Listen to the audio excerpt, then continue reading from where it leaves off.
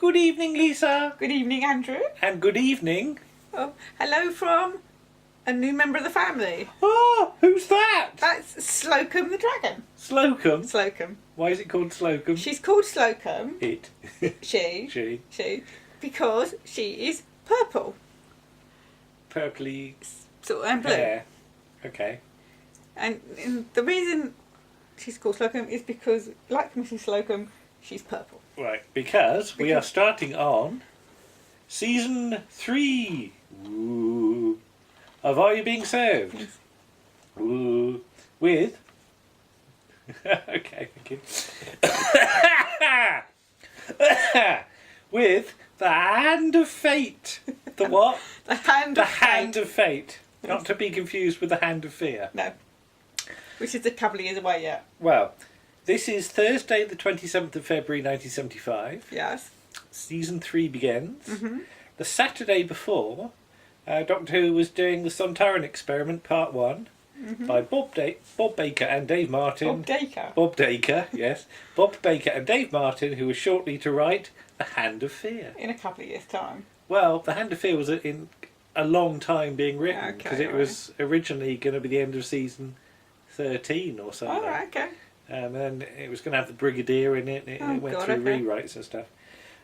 Dixon of Dock Green was also on that Saturday, and that was Seven for a Secret Never to Be Told. Oh. That one's a bit grim, isn't it? Yeah, that's a grim one. Is that a PJ one? No, I don't think so. No, I need to look it up. But it is a bit grim, yes, grim. Yes. Also on the day of Are You Being Served, Barbara Papa, that's that blobby thing, cartoon. We've said about that before. Probably. And Lizzie Dripping and a Wish. And a wish. Yeah, not a witch. A wish. A wish. But I think there's probably a witch in it. There usually is. Yeah. But Mrs. Slocum is in purple stroke lilac, isn't she? But she's not in purple. She's got purple hair. If you hold Slocum up again, it's almost this that colour. sort of colour, isn't it? So, yes, there we go. Yeah. So that is most appropriate.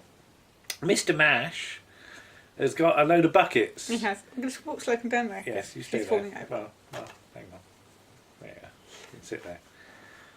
Mr. Mash has got 27 galvanised buckets. Yes, He's trying to find out who's ordered them. Yeah, he comes onto the floor and asks Mrs. Slocum if she's got 27 galvanised buckets. Well, first of all, he goes, ear. Yeah.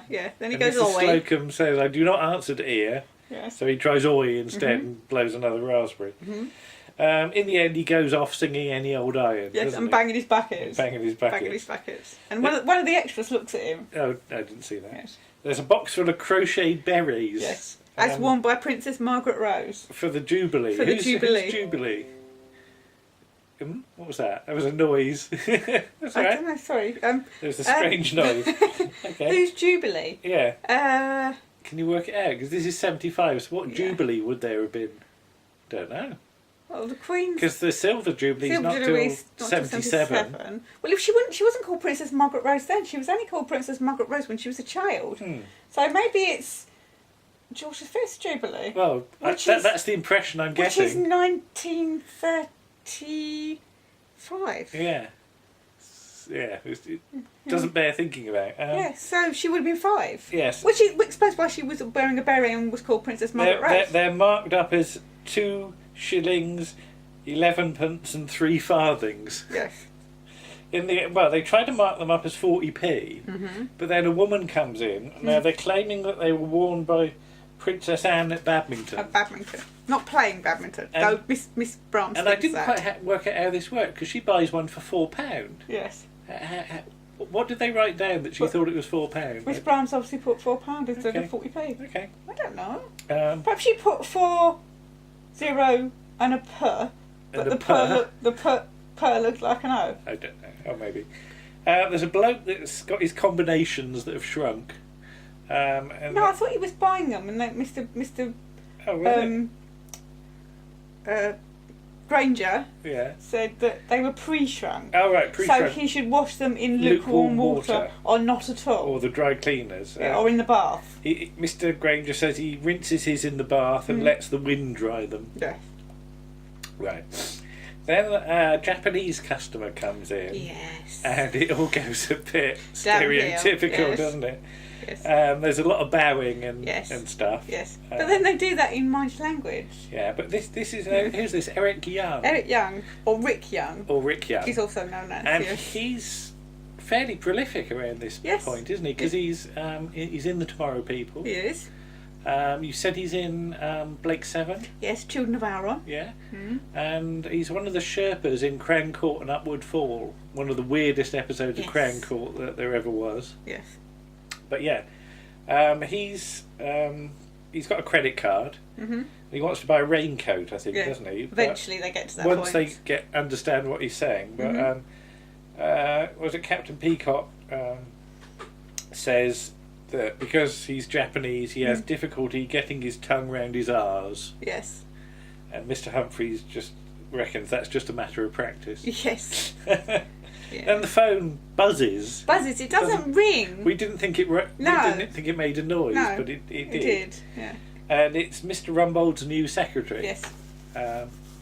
Who's not terribly good at being a secretary. No, she's not very good at shorthand. No. And she has the shortest skirts you will see for quite some time. For a while. Yeah. But she says that Mr. Humphries is very obliging. Yes. But he says only up to a point. Yes.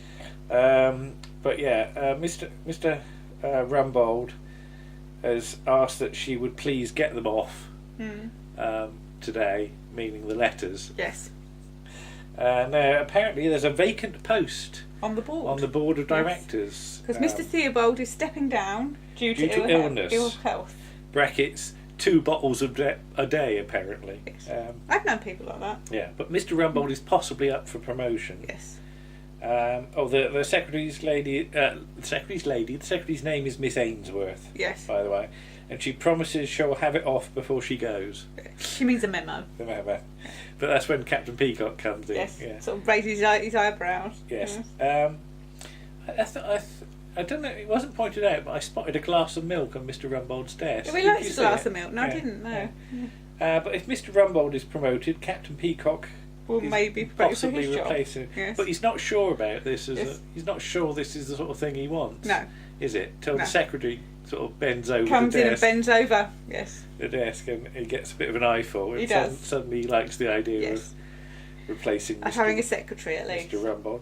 The raincoat goes for $17.50. Yes. Which that's a fair old bit. It is a fair old bit. Yeah. Yeah. But yeah, Mr. Humphries notices the customer's hand. Yes. There's a cross on his fate line, yes, which means he's going to have an accident. And this turns out to be true, as he trips over Mr. Mash's buckets. Yes, and falls down the stairs and ends up in haberdashery. With a bucket on his head. He's taken off to hospital. With the bucket on his head. But haberdashery deal with it because it's their problem. Yes, he's on their floor. But apparently Mr. Humphries' his father noticed something funny about him when he was 6. Yes. Indeed. But yeah, he's a bit sort of psychic, apparently. Suddenly. It's this thing that for a week, Mr. Humphries is psychic. Yes. Never heard of it before. No. Never hear of it again. No. Yes, indeed. Now we get the canteen. Yes. And I don't think we've seen the canteen before, have we? No, it's the first time. Yes. Yes. And the table's in the corner. Yes, the table moves later. Set as well. And there's a poster up saying "Too much booze, you lose" or something. And then one of the other walls is about cigarettes, but I couldn't really see that properly because you only kept getting bits of it. But yeah, they've got the coffee, and there's only one spoon. Yes. So Mr. Humphries uses his finger. Yes. And Mr. Granger uses his pencil because the wood takes away the taste of the coffee. Yes. Miss Brahms is concerned that Mr. Humphries' nail varnish will melt. Will melt. Yeah. But apparently, Mr. Humphries floats out of his own body. And watches himself being asleep in bed. Yes. He can do it whenever he feels like it. But yeah, Mrs. Slocum. Now we have to be careful here. Yes. She claims that at the least sign of danger, her pussy's hair stands on end, and then they've mixed on the soundtrack. They appear to have turned up the laughter to obscure what the last couple of words are. Yes. but they are rendered on the subtitles, and I'm not going to say them. No. But as to, censored. Yeah, definitely. Yes. So I don't know whether they did that on the actual episode or whether they've done it since on the DVD. Yes. Don't know. It's an interesting question. Apparently, Mrs. Slocum's got a pronounced Mount of Venus and a long lifeline, and Mr. Humphries sees a man lying at her feet. Captain Peacock then has a go, and he's got an ambitious hand. There's some sort of opportunity to do with his job. He might be climbing a ladder soon. A door opens, and he might be wearing a new hat. Yes. And Mr. Humphries has to look at the back of his hand, and he gets some more information that they're late back from lunch. Yes. So we cut back to the sort of centre display stand now, which has changed. It has. It's got a lot lower. It has. And it hasn't got trousers on it, has it? No, because it used to be the trousers were tacked up, but this is a new one. Mr. Granger has been watching Mr. Humphries handling customers, and he's had a good performance in trousers. Yes. Yeah. So if Captain Peacock goes up, then could Mr. Granger replace Captain Peacock? And Mr. therefore Humphries replace could Mr. Humphries Granger. replace Mr. Granger, and therefore could Mr. Lucas replace Mr. Humphries? Yes. Everybody gets to shuffle along a spot. Yeah, they just get to move basically one step up, don't one they? step to the left. Yeah.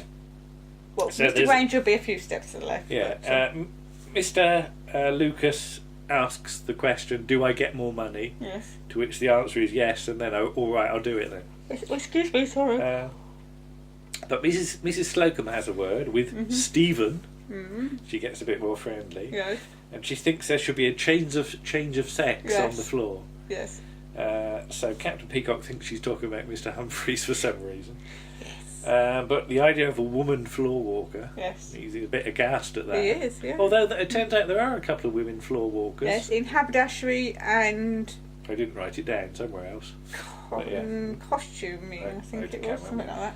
But that would figure, because haberdashery is obviously a woman's department. But she says that anybody can stand there with their nose in the air looking stupid. Snooty. Yeah. Or stupid, yeah. There's a gentleman that Mr. Granger's dealing with that he hands over to Mr. Humphries, yes, and he says the gentleman's looking for something in Scottish tweed with broad shoulders. Yes. Mr. Humphries says, "Aren't we all?" Yes. Right. Captain Peacock. Now he thinks Mr. Granger's probably not suitable to take over. Too old. He wants somebody younger.